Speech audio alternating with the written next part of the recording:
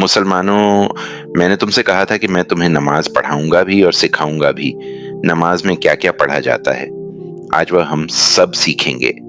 सबसे पहले हमें पढ़ना है नियत कैसे की जाती है। नियत उस नमाज के मुताबिक होनी चाहिए जो आप पढ़ रहे हैं।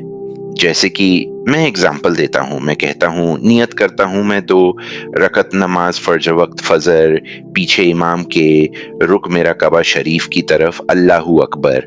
ये तो हो गई आपकी नियत। और हाँ, अगर आप इमाम के पीछे हैं तभी आप कहेंगे पीछे इमाम के। अगर आप अकेले पढ़ रहे हैं तो इसमें इमाम नहीं लगेगा। अब क्या पढ़ेंगे? अगर आप इमाम के पीछे हैं तो आपको पढ़ना है सना। सना एक छोटी सूरह है जो आपको इमाम के पीछे पढ़ानी है। मैं इसे पहले पढ़कर बताता हूँ। सुभान कल्ला हुम व बिहमदिका व तबारक अस्मुका व ताला जद्दुका व ला इलाहा गैरुक। अब तुम्हें पढ़ना है। इसके बाद तुम्हें पढ़नी है सूरह फातिहा। एक बात और मैं बताना चाहता हूँ, बस लोग ऐसे हैं कि इमाम के पीछे पढ़ने के बाद वह सिर्फ सना पढ़ते हैं। बहरका रिवायत में यह आया है कि बिना सूरह फातिहा के पढ़ने से नमाज नहीं होती। कुछ लोग यह भी कहते हैं कि सिर्फ नियत करो और सलाम पढ़ लो क्योंकि इमाम तो पढ़ता है। मेरा मानना यह है कि हदीस ने यह साफ लिखा है कि सूरह फातिहा न पढ़ने से नमाज नहीं होगी। मैं तो ये कहूंगा कि सूरह फातिहा पढ़ लो, क्योंकि अगर सूरह फातिहा लाजमी है तो हमें पढ़नी चाहिए।